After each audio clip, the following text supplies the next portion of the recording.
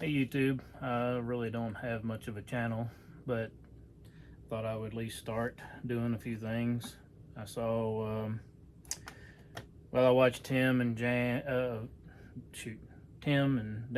and Josh Jones on several of the uh, YouTube videos that they make all the time, and just watched Tim a couple days ago say, "Hey, get your phone turned up sideways, start filming yourself. You never know." Um, I love archery, so I was going to show you guys a little trick on stripping your shafts uh, from the old vanes. And I'm changing vanes. These are probably 6 years old, maybe something like that. I've got a one stringer reflective wrap on there, and one of the problems with that, the camera angle is kind of weird, but I wanted to kind of show you down on top of what I'm working on. But anyway, this is a one stringer reflective wrap that I used to use a lot, and because I'm trying to get a little bit better front of center, um, I'm taking that additional 10 grains because I was watching Josh Jones, and he was saying that for every few grains you add to the back, you have to, double, triple that or something to that effect to the front, and he's right, to offset whatever you put on the back. So I'm planning on running the Max Stealth vanes this year. I saw a ton of guys at TAC shooting them. I got a few of the sample packs that they gave us when we registered and came to the booth, and fletched up a few, and started using the Mini Max jig from Arizona Easy Fletch. Uh, it puts the most crazy helical that you can get uh, on a shaft. So this fletching is the Q2i Fusion. I think the Fusion 2s. Hold on, I'll tell you exactly what they are. They're the FX2s, Fusion X2s, um, three 3 inch long, and they fly great and they adhere wonderful. But I thought I would give the the Max Stealths a try. Just saw a lot of people shooting them, so I'm switching over this year, and that's what I'm going to shoot. But to do so, I'm taking some of my old shafts, which the shafts are in great shape. They're like new because I have so many of them. I haven't shot all of them, and these, they're still, I mean, they're on there tight. You can't even just sit there and just tear one off. I mean, they are really on there. So I typically have an old Gerber knife that is dull as a hoe. Yeah, obviously I couldn't do that if it wasn't that dull. It's dull, dull, dull. And I would typically rip these off, and then I would scrape, scrape, scrape, scrape, scrape, scrape, scrape. And it's a long process, and it's really hard. So what I've been using today is regular old vegetable peeler. I call it a carrot peeler because that's what I use the most, but carrot, potato peeler, whatever you want to call it. This is the, you know, 59-cent job at the dollar store, even maybe, but just the El Cheapo version. And so far I found it to work extremely well and hasn't damaged the shaft in any way, and that's most important, of course. So let me get busy and I'll show you exactly what I do.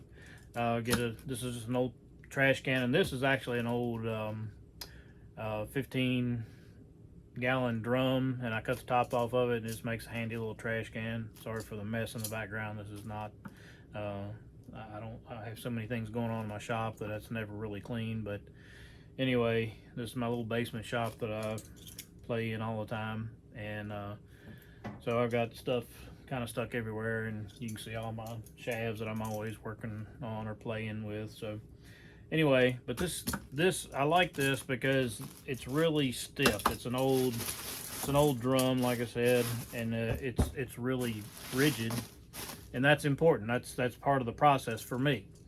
But you take the vegetable peeler, and basically you're just gonna peel the shaft, peel the old fletching off. See, it'll just go right off. And let me show you something that's key here. Is you're gonna fletch. You're gonna get these old fletchings right off. It just takes just a minute, and this would normally take me a little bit longer if I was trying to do it with the old knife. I don't know if you could hear that over all this noise I'm making, but anyway. Now, up here, I'll go back and forth, but when I get to the end of the shaft, I never go backwards. Up here, it doesn't matter, as long as you're staying away from the end of the shaft. When you get to the end of the shaft, you want to make sure that you do not go backwards, or you will peel it backwards just like a carrot. And peel carbon up, and then I would no longer shoot that shaft. So, just make sure you go in one direction when you're going over the end of the shaft. Otherwise, back and forth a little bit doesn't hurt anything. All right, so now you got your shaft. Now you notice I was able to push hard down on that, because as you're raking that old veins and the old wrap off, you really need some pressure. So that helps me, and I keep it tucked down behind my arm. All right, then see if I've got enough left on here. Just put some acetone on this old rag. And this old rag really, these old medical rags, I got a bunch of them. Once upon a time, I got boxes and boxes of them that they had, they get rid of them at the hospitals because they've reached a lifespan and they're still good rags, so they launder them. And then I bought boxes of them and ended up getting a whole bunch. So anyway, I don't put, this is just straight old acetone. Do not put it on my wrap because it will take your wrap off. And then as you you take this old I said military, start to say military. You take this old medical rag, and it's kind of rough, so it gets off the old excess glue. So now you got a perfectly clean shaft ready to refletch. All the old glue is gone. And so now my next regimen is, I actually still have a couple in the old white pack, the old Max Clean AA wrap or shaft cleaners. And some people will complain about, oh man, that's expensive, you got to buy the wipes. Aren't they just acetone, or aren't they just maybe denatured alcohol or something? It probably is the majority of what's on this thing, but there are a few other things I'm sure that are proprietary. And it's just like plumbing. You can take PVC plumbing and you can glue it together without priming it, and it'll stick and it'll hold for a while. Eventually it will fail. Even if you glob extra glue on it, eventually that glue will not adhere to the two opposing sides, and you will get a leak somewhere along the lines. That's why the primer is purple, so that the inspectors can see that the plumber actually did the job. But that primer is important, and I consider this to be primer for your arrows. So I'd like to take this, after I'm done stripping my shaft, I take one of these out, and I make sure to wipe the shaft down really good and get all this off. I skipped a step, excuse me. Brillo, these are just, I buy these in bulk. They're just the Scotch-Brite brand. They're the heavy-duty scour pads. Anyway, that's what I use. I buy them in, like I said, buy them in bulk. They last quite a while, so I bought like a 40 pack and I've still got 35 of them, and it's been a long time. But anyway, now I do love to scour them. Scour your shafts, and get, it does two things. If there's any little bit of residual glue, it gets that off. So you just scour them, and you don't have to scrub them forever. Just scrub them for a minute. Make sure that you can see that they got good abrasive, you can see that the carbon has been abraded just a little bit. So at that point, now I take my wipe and I go over everything and I check and see, actually feel a tiny bit on the end.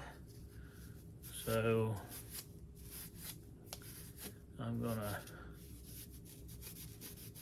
make sure that it gets every bit of it off. And this is the same thing that you would do for new shafts as well. Obviously you're not having to strip them, but I do love to use the little Brillo, that Scotch-Brite pad. And now, I mean, you can see the carbon dust that you use the Brillo pad. Now it's coming off, and that shaft is now ready. I consider this ready to fletch. Now I do not touch the shaft where I'm going to fletch it at this point. That's ready to roll. I'm going to fletch that. Now, one thing that I like to do on all my shafts is I spine align the shaft. Basically, I shoot it through paper. I will use the Ram Carbonara tester. I'll put it on there. I'll find what I consider the weak plane. I just like to tend to like to mark the weak plane, and then I shoot it through my bow and shoot it at about 6 feet through paper until I get a bullet hole. And you'll find that sometimes the ram tool, I would say the ram tool may be, if you're lucky on a really premium set of shafts, 60% accurate. So 60% of those dozen shafts, probably 6 or 7 of them going to be a bullet hole right off of the mark. And that's if you're lucky. If not, you end up with some extra time on your hands shooting each and every one of those shafts. So I shoot every single one that I'm going to send out, downrange. Any shaft that I'm building for me or anybody else, I always shoot through paper. You'll see. In fact, I'll just walk you over to the paper real quick, just because. Let me flip this thing around.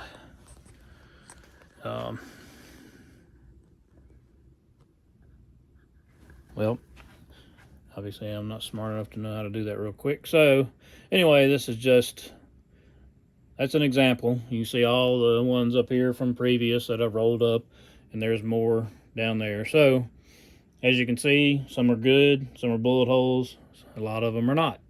So I shoot them through paper until each one shoots just like the one before it, that each one of them I get a bullet hole. And of course that's very important to the process. Once I've noctuned each one of them, I'll take a paint pen, and you want an oil-based paint pen, go to any craft store, Michael's, Joann Fabrics, probably any of them. This is a Craft Smart. I don't know if you can see that. Anyway, if it'll focus on that. It's called a Craft Smart, but it has a little ball inside of it. I like yellow because I can see it the best. It'll have a little end on it, and you just depress it a little bit till you get the paint flowing, and then you put a mark on there. And as you can see, I have a mark on the shaft, a little yellow mark that's on there. That tells me that I need to keep that mark up, and obviously you can see I have that particular vein. My cock vein is fletched to that mark, and that way every time I load that arrow, I look down and I can see the mark and or my yellow cock vane, and then I know that I'm in the right position, because that's the way it shot great out of my bow, and that's the way I'm gonna, fletch it. And after that, then you put that max helical on there, and that little jig is amazing to the amount of helical that it puts on a shaft. And it sets the depth.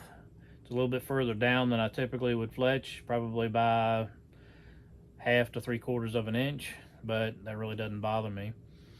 And then the next step is once I've oriented the shafts to that particular mark and index the nocks to it, then I put it in the Mini Max. What was the thing called again? Yeah, the Mini Max Arizona Easy Fletch. You put the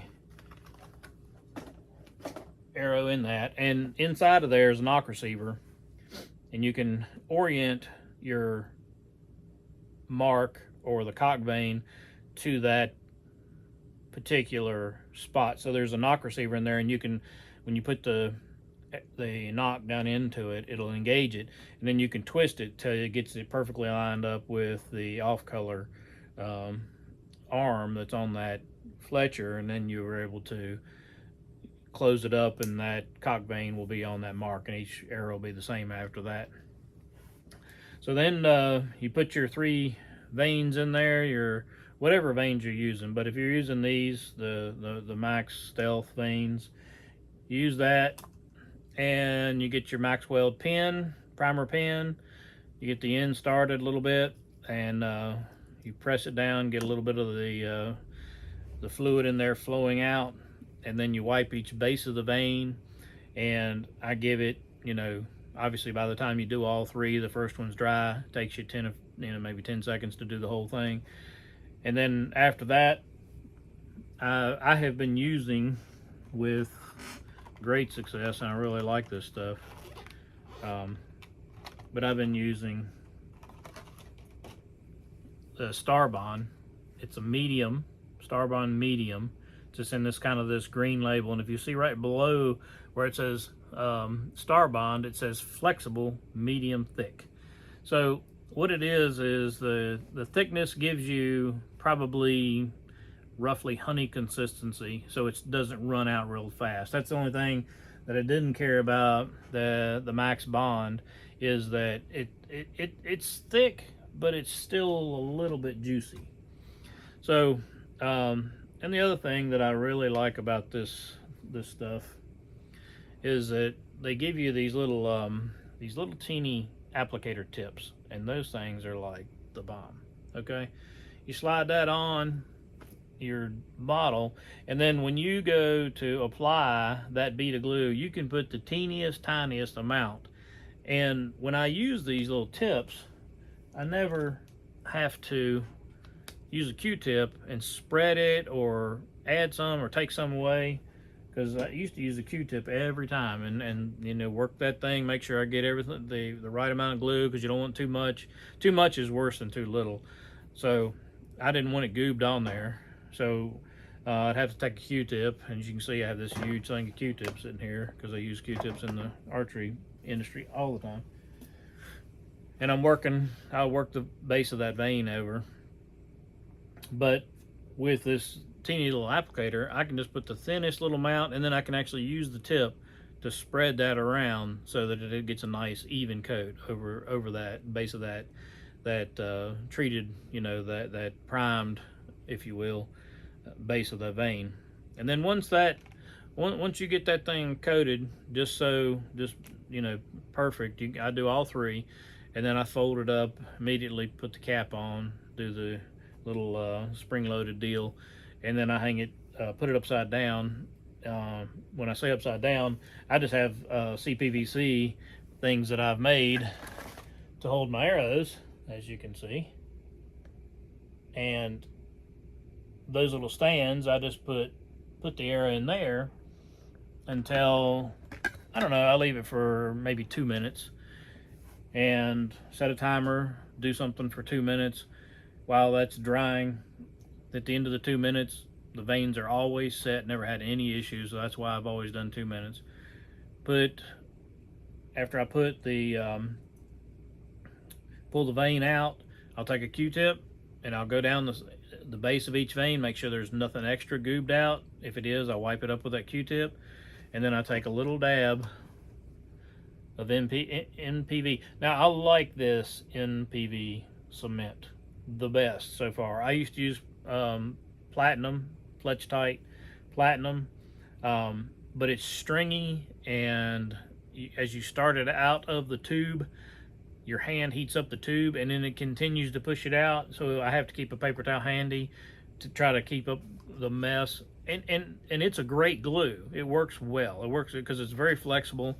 But the purpose of this is, and I haven't said what I've done with this yet, but the NPV is my anchor at the very forward nose of the vein especially, but it's equally as important to do the rear of the vein.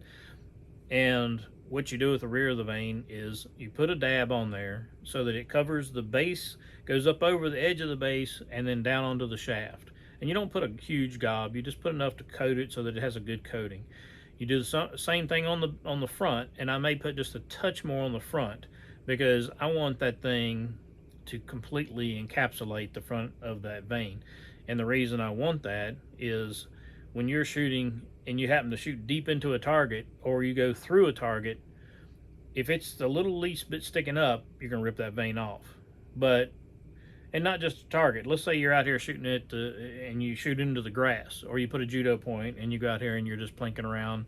I love to do that. It's one of the things I do a lot of is me and a buddy will challenge each other to shots, and we put judo points on the end of our arrows so we don't lose our arrows, but we're shooting through grass and weedy stuff. So if that vein has a little bit off the front of it that's picking up or just barely exposed, anything and everything will grab that and tear that vein off.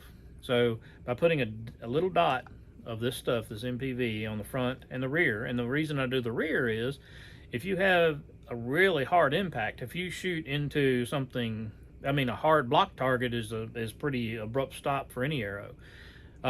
If it's not secured at the back end and it were to be the least bit loose, after a couple impacts, it very well may peel up.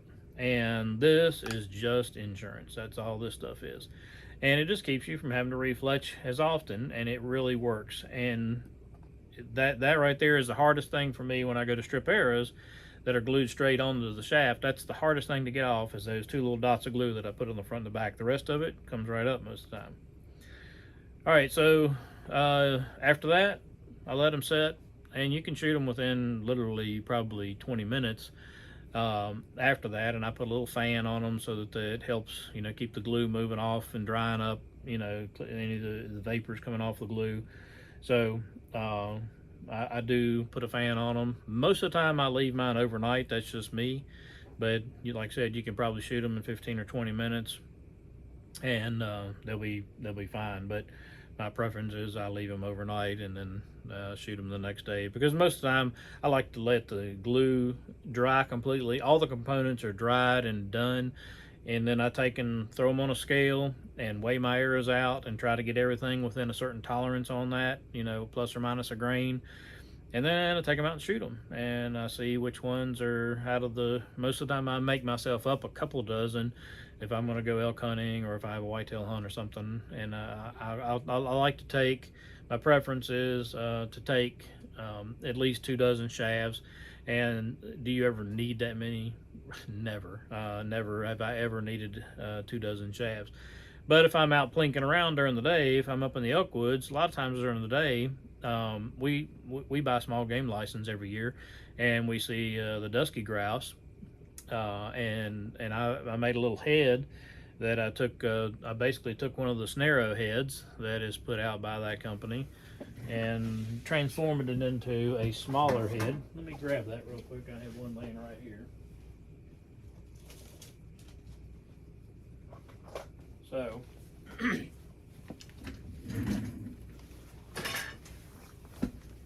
take the snarrow.